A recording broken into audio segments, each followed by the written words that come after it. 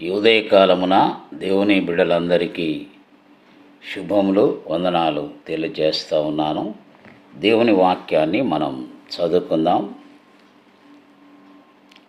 అపోస్తలుడైన యోహాను రాసిన సువార్త 5వ అధ్యాయము 14-15 వచనాలను మనము చదువుకుందాం.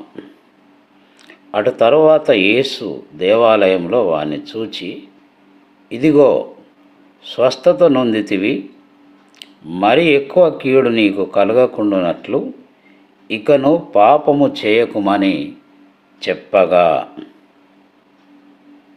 వాడు వెళ్ళి తన్ను స్వస్థపరిచిన వాడు యేసు అని యూదులకు తెలియచెప్పెను.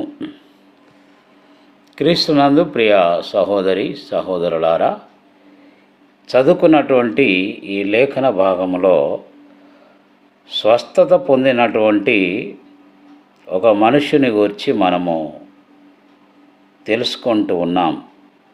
సుమారుగా ఆ బేతెస్దా కోనేటి దగ్గర దాదాపు 38 సంవత్సరాలు లేవలేని స్థితిలో పడి ఉన్నాడు.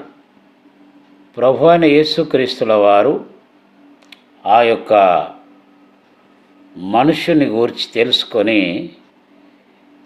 వారిని స్వస్థపరచాలనే ఉద్దేశం కలిగి అక్కడికి వెళ్ళాడు.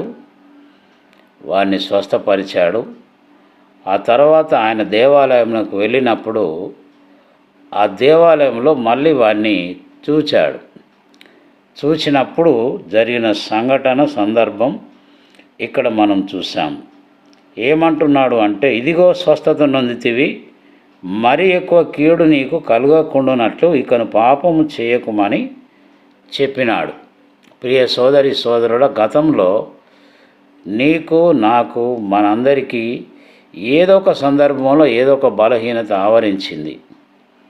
అలాంటి సందర్భంలో మనం ప్రార్థన చేసినప్పుడు దేవుడు తన కృప చొప్పున మనల్ని బాగు చేశాడు, స్వస్థపరిచాడు. ఆ తర్వాత ఆయన ఒక హెచ్చరిక ఇస్తున్నాడు. ఏమని? మరి ఎక్కువ కీడు నీకు కలగకుండానట్లు ఇక పాపము చేయకుమని చెబుతూ ఉన్నాడు. కాబట్టి ఈ హెచ్చరికను మనందరం మనస్కరించి పాపం వైపు వెళ్ళకుండా మనము పరిశుద్ధతను కాపాడుకుంటూ ముందుకు కొనసాగాల్సిన బాధ్యత మన మీద ఉన్నదని గుర్తెరుగుదాం. అలా ముందుకు సాగుదాం. పరిశుద్ధాత్మ దేవుడే మనకు సహాయం చేయనుగాక. దేవుడి మాటను దీవించునుగాక. అందరికీ వందనాలు.